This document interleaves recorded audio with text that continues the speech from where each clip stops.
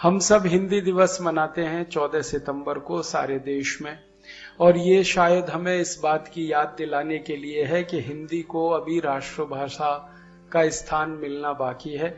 इसलिए हर साल हम अपने को तैयार करते हैं और अपने संकल्पों को नया करते हैं, ताकि अगले 1 साल तक जहां जहां संभव हो लड़ सकें। हमारे भारत का दुर्भाग्य है, सच बात है, कि आजादी के 64 साल के बाद भी हमारी राष्ट्रभाषा को हम संवैधानिक स्थान नहीं दिला पाए। और संवैधानिक स्थान चूंकि नहीं है हिंदी को, इसलिए सरकारी महकमे में, सरकारी कामों में हिंदी की इज्जत नहीं है। ये सच है कि भारत में सबसे ज्यादा हिंदी बोली जाती है, हिंदी पढ़ी जाती है, हिंदी समझी जाती है, सबसे ज्यादा। और भारत के अलावा दुनिया में इस समय दूसरे नंबर की सबसे बड़ी भाषाओं में दूसरे नंबर की भाषा है हिंदी। पहले स्थान पर मानी जाती है चीनी भाषा। 138 करोड़ लोग उसे बोलते हैं, समझते हैं, सुनते हैं, पढ़ते हैं। उसके बाद करीब 120 करोड़ लोग हैं सारी दुनिया में जो हिंदी बोलते हैं, समझते हैं, पढ़ते हैं, जानते हैं। और इन 120 करोड़ में 100 करोड़ से ज्यादा तो भारत में है और करीब 20 करोड़ भारत के बाहर है। दुनिया में ऐसे कई देश हैं, जैसे मॉरिशस है जहां पर हिंदी बोली जाती है, पढ़ी जाती है, समझी जाती है। सूरीनाम है जहां पर हिंदी बोली जाती है, समझी जाती है, पढ़ी जाती है। ऐसे करीब 5-7 देश हैं भारत के अलावा। तो इन सभी देशों में और भारत में हिंदी बोलने, पढ़ने, समझने वालों की संख्या 120 करोड़ है। तो चीनी भाषा 138 करोड़ और हिंदी 120 करोड़। दुनिया की दूसरी सबसे बड़ी भाषा है हिंदी। लेकिन हमारे देश में दुर्भाग्य ऐसा कि हम इसको संवैधानिक स्थान नहीं दिला पाए या संवैधानिक इज्जत नहीं दिला पाए। उसका कारण है, और वो कारण है हमारे देश की राजनीतिक व्यवस्था। हमारे देश की राजनीतिक व्यवस्था के बारे में एक पुरानी बात कहते हुए शुरू करता हूं। जब हम आजाद होने वाले थे और अंग्रेजों ने ये तय कर लिया था कि भारत से वो चले जाएंगे, ये बात है सन 1945 के आसपास।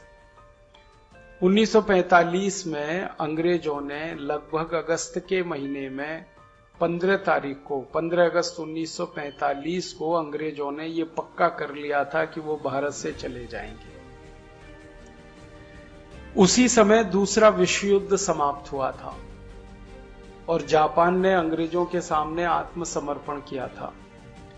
भले जापान ने अंग्रेजों के सामने आत्मसमर्पण कर दिया हो, लेकिन अंग्रेजों की हालत बहुत खराब थी। एक तरह से कहा जाता था उस जमाने में कि दूसरा विश्व युद्ध जीतने के बाद भी वो हार गए थे, और हिटलर हारने के बाद भी जीत गया था। उसमें हुआ ये था कि इंग्लैंड पूरी तरह से तबाह हो गया था, अर्थव्यवस्था चौपट हो गई थी, राजनीति पूरी बिल्कुल नपुंसक और दिवालियापन की तरफ थी इंग्लैंड में। जो नेता थे इंग्लैंड के वो एकदम निष्प्रभावी थे। विंस्टन चर्चिल, जो एक जमाने में कभी बहुत बड़ा आइकॉन माना जाता था, वो बिल्कुल निष्प्रभावी था। क्लेमेंट एटली बहुत बुरे हाल में था। तो राजनीतिक रूप से डावाडोल स्थिति थी, आर्थिक रूप से बहुत कमजोर हो गया था इंग्लैंड। कारखाने बंद हो चुके थे, कंपनियां दिवालिया थीं, लोगों को खाने के लिए नहीं मिल रहा था, रोजगार खत्म हो गए थे, बेकारी बढ़ रही थी। अंधाधुंध अंग्रेजों की अर्थव्यवस्था मंदी और मंदी और मंदी की तरफ जा रही थी। ऐसी स्थिति में अंग्रेजों को लगा कि भारत में रहना अब संभव नहीं है, क्योंकि भारत को संभालने के लिए बहुत सारे पैसे खर्च हो रहे थे उनके, और भारतवासियों ने उनका सहयोग करना बंद कर दिया था। भारतवासी जो उनको टैक्स दिया करते थे वो उन्होंने बंद कर दिया था। तो अंग्रेजों को टैक्स मिल नहीं रहा था, और भारत में ये स्वदेशी आंदोलन की इतनी जोरदार पूरे देश में लहर चल रही थी कि ईस्ट इंडिया कंपनी का कुछ बिक नहीं रहा था यहाँ पर। तो अंग्रेजी व्यापार लगभग खत्म सा हो गया था।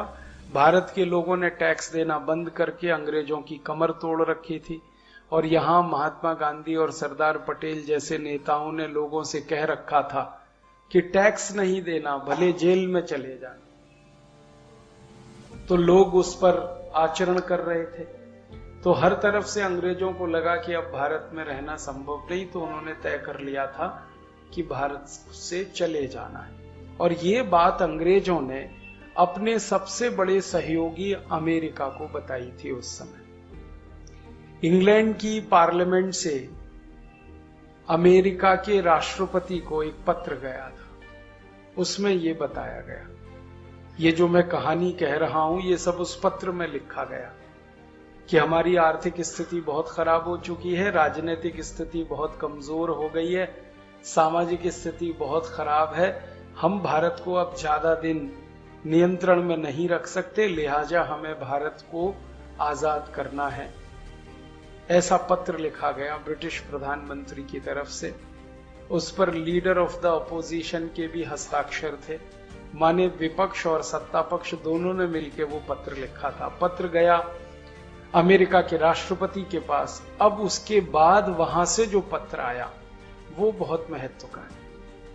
जो दूसरा पत्र आया अमेरिका के राष्ट्रपति ने अंग्रेजों के प्रधानमंत्री और अंग्रेजों के विपक्ष के नेता को लिखा, और उसमें उन्होंने कहा कि आप भारत को आजादी दे रहे हो, ठीक है, ये आपकी मजबूरी है, क्योंकि अब ज्यादा दिन आप भारत पर राज नहीं कर सकते, लेकिन मेरा एक सुझाव हमेशा ध्यान रखें आप, और वो सुझाव ये है कि भारत को आजादी देने के बाद भी भारत को वेस्टर्न ऑर्बिट में ही रखना है। फिर से सुनाता हूं, वो अंग्रेजी का पत्र है, मैं हिंदी करके बता रहा हूं। अंग्रेजों को अमेरिका का राष्ट्रपति कह रहा है कि भारत को आजादी दे रहे हैं, ये आपकी मजबूरी है, आप नहीं संभाल सकते, ठीक है, मैं समझता हूं ये मजबूरी, लेकिन मेरा सुझाव है, एक तरह से वो ऑर्डर है, सुझाव नहीं, वो आदेश है, कि मेरा आदेश है कि भारत को वेस्टर्न ऑर्बिट में ही रखना है। माने आजादी के बाद भारत अपने स्वदेशी के रास्ते पे ना जाने पाए, इसका ध्यान रखना। आगे एक और वाक्य उसने लिखा कि अगर भारत आजाद होने के बाद अपने रास्ते चल पड़ा, जिसको हम स्वदेशी का रास्ता कहें, स्वराज्य का रास्ता कहें, स्वतंत्रता का रास्ता कहें, अमेरिका का राष्ट्रपति कह रहा है उस पत्र में कि भारत आजाद होने के बाद अगर अपने रास्ते पर चल पड़ा तो हम सबका जीना मुश्किल हो जाएगा। हम सबसे मतलब पूरा अमेरिका, पूरा यूरोप, हम सबका जीना मुश्किल हो जाएगा। क्यों? क्योंकि हम भारत के ऊपर बहुत कुछ निर्भर हैं, और हम माने पूरा यूरोप, पूरा अमेरिका, तो हम भारत के ऊपर निर्भर हैं। अगर भारत ने अपना रास्ता बना लिया तो हम तो डूब जाएंगे, हम तो कहीं के नहीं रहेंगे। वो कह रहा है हमारी अर्थव्यवस्था, हमारी राजनीति, हमारी दुनिया में चलने वाली दादागिरी, ये सब भारत के साथ रहने पर ही है। अगर भारत अलग हुआ और अपने रास्ते पे चल पड़ा तो दुनिया से तो हमारी दादागिरी जाएगी ही, हमारी अर्थव्यवस्था भी डूबेगी, हम भी डूबेंगे। ये पत्र अब तक सीक्रेट था, लेकिन अब ये पत्र खुला थोड़े दिन पहले। मुझे एक मेरे मित्र ने बताया, लंदन में रहते हैं, कि ऐसा एक पत्र यहां लाइब्रेरी में पड़ा हुआ है, ब्रिटिश पार्लियामेंट की लाइब्रेरी। तो पिछले साल मैं लंदन गया था परम पूजनीय स्वामी रामदेव जी के साथ। ग्लासगो में हमारा एक केंद्र का उद्घाटन हुआ था, श्रीधर भाई भी थे। तो ये लोग तो जल्दी लौट आए, मैं 18 दिन रुका उसी पत्र के लिए कि मुझे वो देखना है, पढ़ना है, और ना सिर्फ देखना है, पढ़ना है, बल्कि उसकी फोटोकॉपी करानी, और समय आने पर सब भारतवासियों को दिखाना है। तो भारत की जो आज की दुर्व्यवस्था है उसके मूल में मैं उस पत्र को मानता हूं। हाँ, और थोड़े दिन में आस्था चैनल पर आपको मैं वो दिखाऊंगा पत्र। वो पत्र भी दिखाऊंगा आस्था पे, संस्कार पे, और उस पर मैं एक पुस्तक भी लिख रहा हूं, क्योंकि वो एक पत्र है, ऐसे हजारों पत्र हैं जो कभी विंस्टन चर्चिल ने अमेरिका के राष्ट्रपति को लिखे, कभी अमेरिका के राष्ट्रपति ने विंस्टन चर्चिल को लिखे, कभी एटली ने अमेरिका के राष्ट्रपति को लिखे, कभी अमेरिका के राष्ट्रपति ने एटली को लिखे।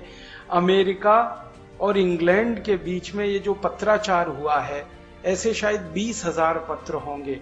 उनमें से कुछ अभी हमारे हाथ में आए हैं, उनको हम सारे देश के लिए सार्वजनिक करेंगे, तो हमारी आज की दुर्व्यवस्था की जड़ें कहां हैं वो हमें अंदाजा लगेगा।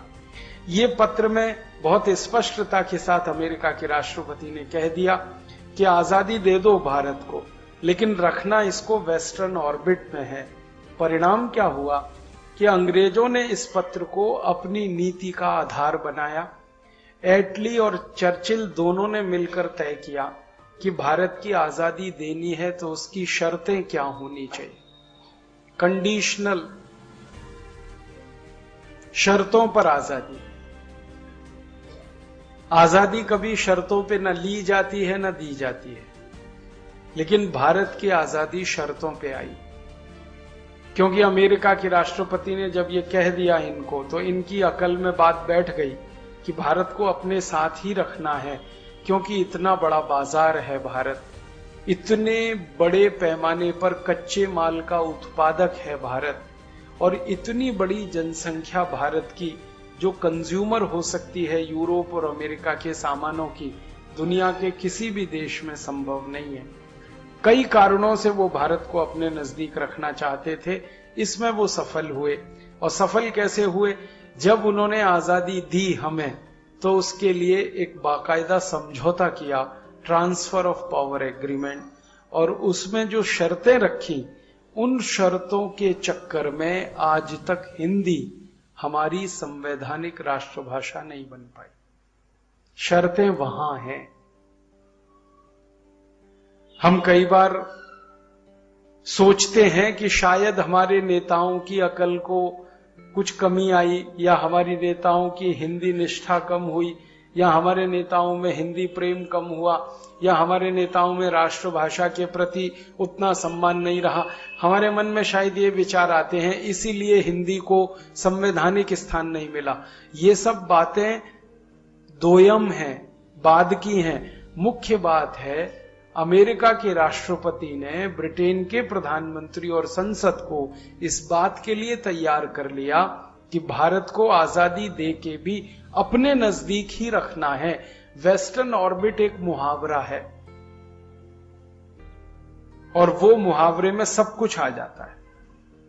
माने भारत की आजादी के बाद भारत की भाषा ना हो, भारत की भूषा ना हो, भारत का भोजन ना हो, भारत का भजन ना हो, भारत की भेषज ना हो, भारत का कुछ भी ना हो, बस भारत आजाद हो, नाम के लिए, कहने के लिए। बाकी भारत का कुछ ना हो, जो भी कुछ हो वो अंग्रेजों का हो, अंग्रेजों की भाषा हो, अंग्रेजों की भूषा हो, अंग्रेजों का भोजन हो, अंग्रेजों का भजन हो, अंग्रेजों की भेषज हो, सब कुछ अंग्रेजों का हो, बस भारत कहने को आजाद हो। तो उसी तरह की आजादी हमने ली, आधी अधूरी। ट्रांसफर ऑफ पावर एग्रीमेंट पे हमने समझौता किया, और उसमें अंग्रेजों की उन सब शर्तों को मान लिया जो हमारे लिए बहुत शर्मनाक। परिणाम यह हुआ कि भारत की आजादी के बाद भी भारत की कोई राष्ट्रभाषा नहीं बन पाई, क्योंकि अंग्रेजी ने वो जगह अभी तक खाली नहीं की इस देश के। भारत के लोगों की भूषा आज हम सब देखें अपने अपने आप को, ये आलोचना की दृष्टि से नहीं कह रहा हूं, ये मैं अपनी मानसिकता को समझने की दृष्टि से कह रहा हूं कि ज्यादातर पढ़े लिखे भारतवासियों की भूषा क्या है? वही अंग्रेजों का शर्ट, अंग्रेजों की पैंट, अंग्रेजों की टाई, अंग्रेजों का कोट, अंग्रेजों की नेक टाई, अंग्रेजों का ओवरकोट, अंग्रेजों का पी कैप, वही तो भूषा है पढ़े लिखे लोगों की। ये ठीक है कि जो बिना पढ़े लिखे लोग हैं वो ज्यादा स्वदेशी हैं, ज्यादा भारतीय हैं, और वो शायद इसलिए ज्यादा स्वदेशी ज्यादा भारतीय हैं कि वो पढ़े लिखे नहीं। पढ़ लिख जाते तो शायद वो भी चले जाते उधर ही जैसे हम चले गए। तो हमने जो आजादी लाई उसी में खोट है, उसी में अधूरापन है, और वहीं गड़बड़ी है। अगर ये ट्रांसफर ऑफ पावर एग्रीमेंट नहीं होता, सत्ता के हस्तांतरण का समझौता नहीं होता, तो शायद भारत कुछ और होता। दुनिया में भारत के पहले 70 देश अंग्रेजों के गुलाम हुए। उन सभी देशों ने आजादी पाई अंग्रेजों की गुलामी से, लेकिन किसी भी देश ने अंग्रेजों के साथ ऐसा कोई समझौता नहीं किया। अंग्रेजों ने कोशिश की, लेकिन किसी भी देश ने ऐसा समझौता मानने से इनकार कर दिया। सबसे आखिर में जो देश आजाद हुआ अंग्रेजों की गुलामी से, जिसको हम दक्षिण अफ्रीका कहते हैं, वहां की जनता ने भी अंग्रेजों से कोई समझौता करने से मना कर दिया। उनका कहना था कि हम आजाद होंगे तो अपनी शर्तों पर, अंग्रेजों की शर्तों पर नहीं। लेकिन भारत एक ऐसा देश जिसने अंग्रेजों से आजादी के लिए समझौता किया, और उस समझौते के आधार पर अंग्रेजों ने कानून बनाया। उस कानून के हिसाब से भारत को आजादी दी गई। उस कानून का नाम है द इंडियन इंडिपेंडेंस एक्ट।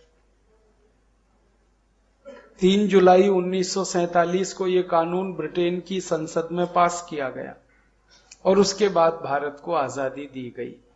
अब जरा सोचो तकनीकी रूप से कि किसी कानून के आधार पर हमको आजादी मिली है, कल को लंदन की संसद उस कानून को वापस ले ले, रद्द कर दे, तो क्या होगा?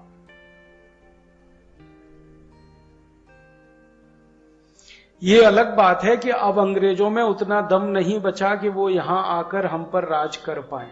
वो बहुत कमजोर हो गए हैं, देश बहुत कमजोर हो गया है, सारी दुनिया में उनकी दादागिरी खत्म हो गई है, सारी दुनिया से उनका दबदबा खत्म हो गया है। ये सही बात है, लेकिन तकनीकी प्रश्न है वो ये कि कल को इंडियन इंडिपेंडेंस एक्ट अगर रिपील कर दिया जाए, जिसके आधार पर आपको आजादी मिली, तो आपकी हैसियत क्या होगी?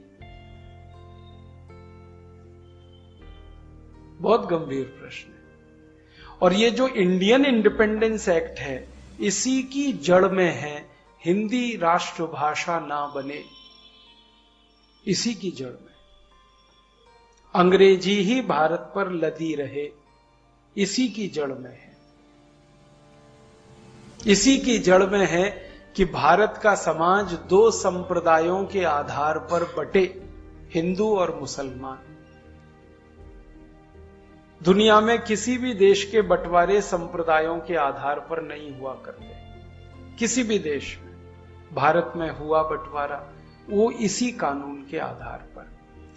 अब हमारे देश की संसद में जब जब मैंने ये सवाल उठाया, संसद में मतलब सांसदों से, वो कहते राजीव भाई हमारा तो संविधान लागू हो गया ना 1950 को, तो अब इसका तो कोई मतलब नहीं है। मैंने कहा आप तकनीकी रूप से ये कह रहे हैं कि हमने संविधान लागू कर लिया तो अब इसका कोई मतलब नहीं है, लेकिन क्रियात्मक रूप से तो सब कुछ वही दिख रहा है इस देश में जो लिखा गया है। हमारी सरकार के कई जिम्मेदार मंत्रियों से मैंने इस विषय पे बात की कि इंडियन इंडिपेंडेंस एक्ट का क्या है।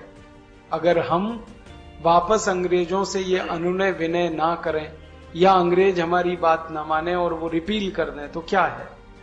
तो कहते हैं जी हमने तो संविधान लागू कर लिया 1950 से अपना, तो ट्रांसफर ऑफ पावर एग्रीमेंट की जो कंडीशन है वो आपने खत्म क्यों नहीं की इस देश में?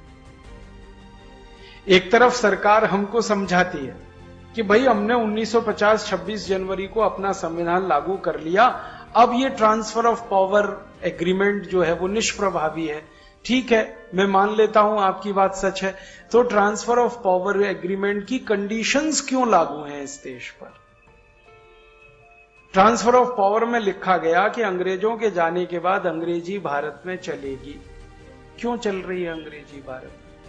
आप कहते हो कि हमने भारत का संविधान लागू किया तो अंग्रेजों की शर्त को पहले खत्म करो, तभी तो भारत के संविधान का कोई मतलब है। अंग्रेजी अभी भी चल रही। ट्रांसफर ऑफ पावर एग्रीमेंट में कहा गया कि अंग्रेजों के जाने के बाद अंग्रेजों का ये प्रशासनिक ढांचा आईसीएस, जिसको हम आजकल आईएएस कहते हैं, IPS, IRS, IFS, all India services के ये जो कैडर में सारा है, ये वैसे का वैसे ही चलेगा अंग्रेजों के जाने के बाद। क्यों चल रहा है? अगर आपने भारत का संविधान लागू कर दिया तो भारत के संविधान में ये आईसीएस की जगह क्यों है अभी भी, जो अंग्रेजों के जमाने में थी गुलामी के लिए? फिर इससे भी ज्यादा अंग्रेजों के बनाए हुए कानून क्यों लागू हैं अभी भी इस देश में? हमारे किसान रोज लाठियां खा रहे हैं, गोलियां खा रहे हैं अंग्रेजों के कानून के खिलाफ संघर्ष करते हुए, जिसका नाम है लैंड एक्विजिशन एक्ट।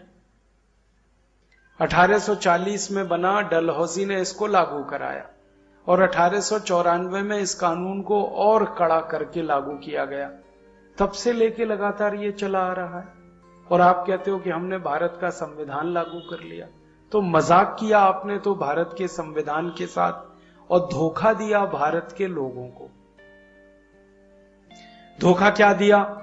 संविधान में लिखा we the people of India, हम भारत के लोग इस पूरे संविधान को आत्मार्पित करते हैं।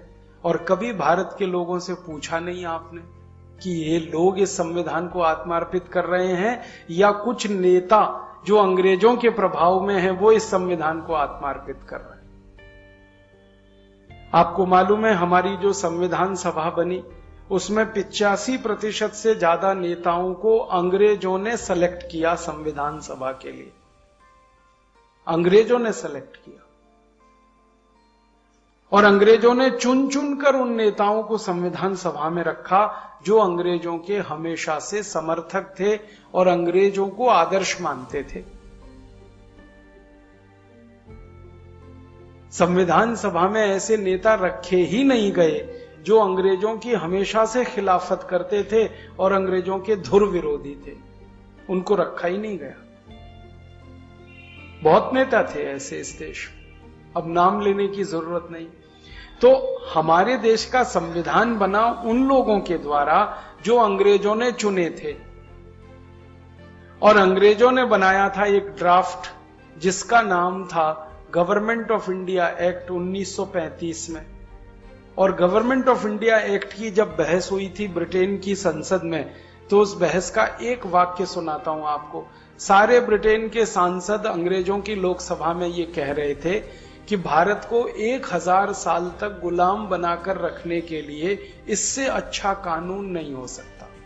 गवर्नमेंट ऑफ इंडिया एक्ट 1000 साल तक भारत को गुलाम बनाकर रखने के लिए गवर्नमेंट ऑफ इंडिया एक्ट से अच्छा कोई कानून नहीं हो सकता। इसीलिए उन्होंने ये कानून 1935 में पास किया और भारत में इसको लागू कराया। और भारत की संविधान सभा ने इसको संविधान की आत्मा बनाया, गवर्नमेंट ऑफ इंडिया एक्ट। आप किसी दिन चाहें तो एक छोटा सा प्रयास करें, कोशिश करें, गवर्नमेंट ऑफ इंडिया एक्ट की कॉपी किसी भी कानून की पुस्तक बेचने वाली किताब की दुकान में मिल जाएगी, आप ले लो 1935 की। और भारत के संविधान की प्रति कहीं भी मिल जाएगी। दोनों के एक एक पन्ने मिलाते जाओ तो आपको पता चलेगा कॉमा फुल स्टॉप भी नहीं बदला गया। गवर्नमेंट ऑफ इंडिया एक्ट के सारे प्रावधान भारत का संविधान बन गए। बहस भी नहीं हुई कि हम कर क्या रहे हैं। अब हुआ क्या कि एक तरफ हमने भारत के लोगों से यह कहा कि हमने हमारा संविधान बना लिया है और उसको 26 जनवरी 1950 को आत्मार्पित कर लिया है।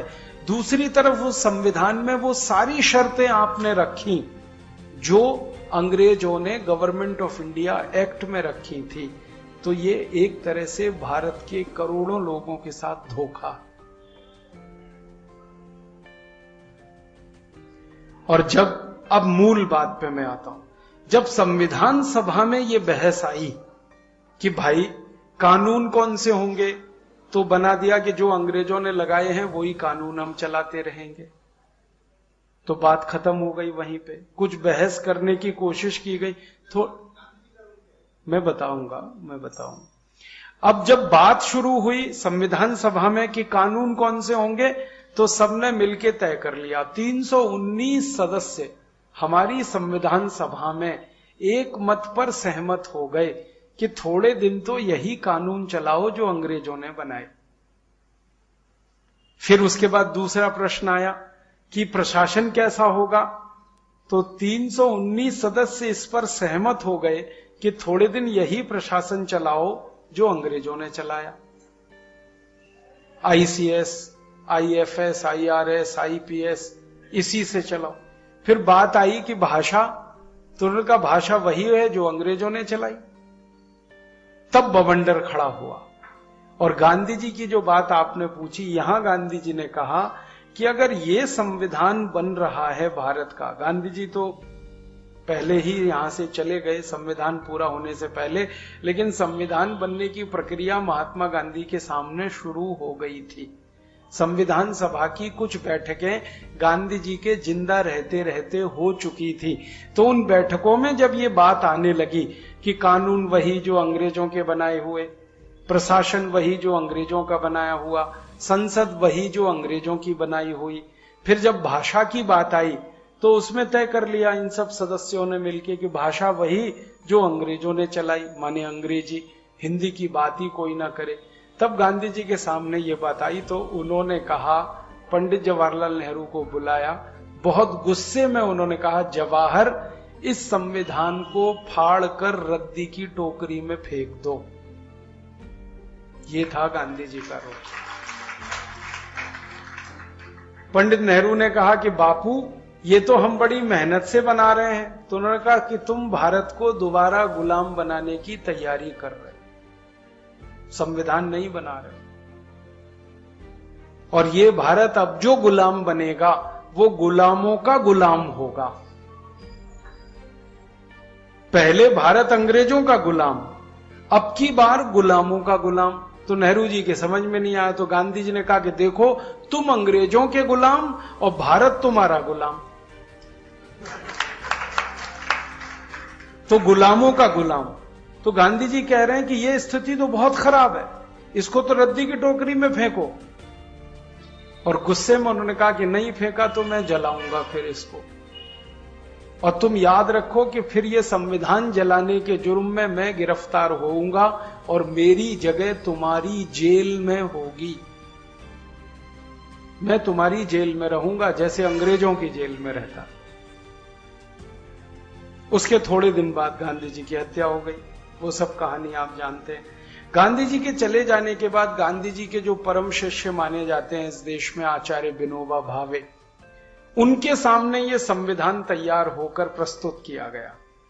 क्योंकि 1950 में गांधी जी तो जीवित नहीं थे, आचार्य विनोबा भावे थे, और गांधी जी उनको बोल कर गए थे कि ये मेरा पहला सत्याग्रही, पहला शिष्य। तो सारा देश महात्मा गांधी के उत्तराधिकारी के रूप में आचार्य विनोबा जी को देखता था। और इसी क्रम में आचार्य विनोबा जी को सारे देश में भूदान आंदोलन के लिए जन समर्थन मिला था। तो जब विनोबा जी के सामने ये संविधान तैयार होकर आया, अच्छे से बढ़िया कॉपी बना के, जिल्द विल्द चढ़ा के, तो उन्होंने पढ़ा और देखा, तो उन्होंने कहा इसमें तो बापू की एक भी बात नहीं।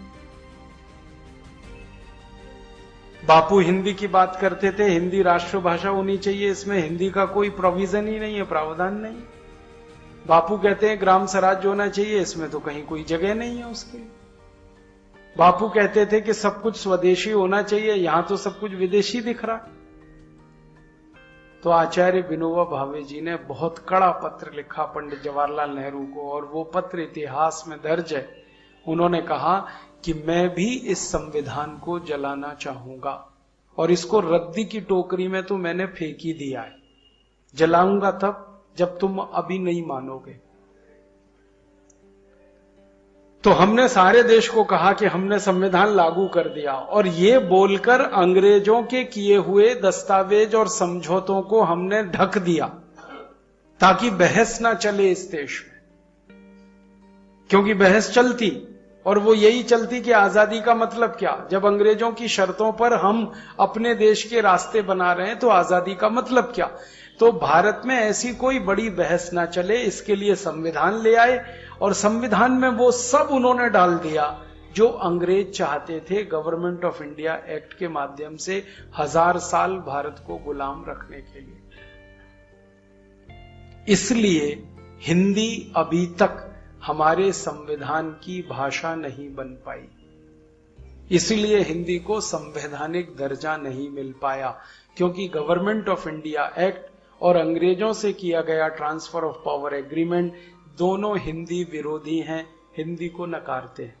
क्योंकि हिंदी को अंग्रेज इसलिए नकारते हैं कि हिंदी अगर भारत में आती है तो भारत अपने रास्ते पर चल पड़ेगा, क्योंकि कोई भी देश अपना रास्ता बनाता है तो उसकी नींव राष्ट्रभाषा मातृभाषा यही होती है। हम अपना भवन निर्माण करें, कितना भी अच्छा कितना भी सुंदर, भवन की जो नींव है वो राष्ट्रभाषा है। किसी भी राष्ट्र की जो बड़ी इमारत हमें दिखाई दे भव्य से भव्य, उस इमारत के जो नींव के पत्थर हैं वो उस राष्ट्र की भाषा है। बिना राष्ट्र की भाषा के राष्ट्र गूंगा है, बिना राष्ट्र की भाषा के राष्ट्र अधूरा है, बिना राष्ट्र की भाषा के राष्ट्र बेतरतीब है, अव्यवस्थित है। और हिंदी अगर आ जाए तो ये राष्ट्र व्यवस्थित हो जाए, इसकी दिशा ठीक हो जाए, इसकी दशा ठीक हो जाए, ये अपने स्वदेशी के रास्ते पर चल पड़े और ये शायद दुनिया में सबसे आगे निकल पड़े, ऐसी संभावनाएं हैं। इसलिए अमेरिकन राष्ट्रपति ने कहा कि भारत को आजाद कर दो लेकिन रखना वेस्टर्न ऑर्बिट में, ताकि हम अपने स्वदेशी रास्ते पे ना चल पड़े। हिंदी इसलिए हमारे संविधान की भाषा नहीं बन पाई, राष्ट्रभाषा नहीं बन पाई। और फिर जब बहुत ज्यादा हंगामा मचा, एक बहुत महान व्यक्ति, उनका भी जिक्र करना बहुत जरूरी है, आचार्य राम मनोहर लोहिया। महात्मा गांधी के चले जाने के बाद इस देश में हिंदी के सवाल पर सबसे प्रखरता के साथ जिन्होंने सारे देश को झकझोरा वो आचार्य राम मनोहर लोहिया। उनके एक सहयोगी अच्युत पटवर्धन, उनकी एक सहयोगी अरुणा आसफ अली, इनके एक सहयोगी परम सम्माननीय जयप्रकाश नारायण। ये 4-5 लोगों का एक समूह हुआ करता था जो नेहरू जी के साथ होते हुए नेहरू जी का विरोधी था। और इस समूह ने दबाव बनाया कि महात्मा गांधी बोलकर गए हिंदी राष्ट्रभाषा होगी, अब क्यों नहीं हो रही है, क्या देर हो रही है, तो संविधान पढ़ के सुना दिया गया। तो जब बार बार ये बात आने लगी, तब हमारे देश के संविधान को बनाने वाले नेताओं ने अपनी शर्म को छुपाने के लिए एक संविधान में संशोधन करके एक प्रावधान डाल दिया कि 15 साल के बाद हिंदी को राष्ट्रभाषा बना दिया जाएगा। जब बहुत ज्यादा दबाव पड़ा तब, और ये दबाव को एक तरफ से निष्प्रभावी करने के लिए हमारे दिल्ली के नेताओं ने दक्षिण के नेताओं को भड़काया हिंदी के खिलाफ। आप सभी जानते हैं तमिलनाडु में आंदोलन चला, वो दिल्ली के नेताओं ने भड़काया उस आंदोलन को कि तुम आंदोलन करो हिंदी के खिलाफ। वो तैयार नहीं थे करने को, भड़काया उन्होंने। और भड़काया क्यों? क्योंकि अंग्रेजों से उन्होंने तय कर लिया था कि भारत आजाद होगा तो हिंदी नहीं आएगी भारत में। यही थी शर्त ट्रांसफर ऑफ पावर एग्रीमेंट की। तो अंग्रेजों के प्रति अपनी वफादारी निभाना और अंग्रेजों के प्रति अपनी वफादारी को साबित कराना, इसके लिए इन्होंने दक्षिण के लोगों को भड़काया, कुछ नेताओं को। उन्होंने हिंदी विरोधी आंदोलन चलाया। उस आंदोलन की गूंज लोकसभा राज्यसभा में हुई और ये कहा कि देखो हिंदी लागू हुई तो सारे देश में आग लग जाएगी। तो संविधान में एक ऐसा प्रावधान डाल दिया गया जिसके कारण हिंदी का रास्ता हमेशा के लिए बंद हो गया। अब वो प्रावधान ये है कि हिंदी राजभाषा तो है, राष्ट्रभाषा नहीं। तब तक नहीं है जब तक कि भारत के सभी राज्य इसके लिए अपनी सहमति ना दें, तब तक हिंदी राष्ट्रभाषा नहीं है। और राज्यों को नीचे यह कह दिया गया कि कभी मत देना सहमति। हमारे पास वो चिट्ठियां हैं जो केंद्र सरकार के द्वारा लिखी गई तमिलनाडु के नेताओं को। शर्म आती है कि वो चिट्ठियां प्रधानमंत्री कार्यालय से जारी हुई, शर्म आती है।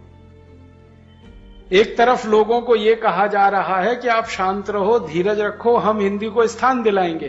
दूसरी तरफ प्रधानमंत्री कार्यालय से चिट्ठियां आ रही हैं तमिलनाडु के मुख्यमंत्री को कि आप होने मत देना।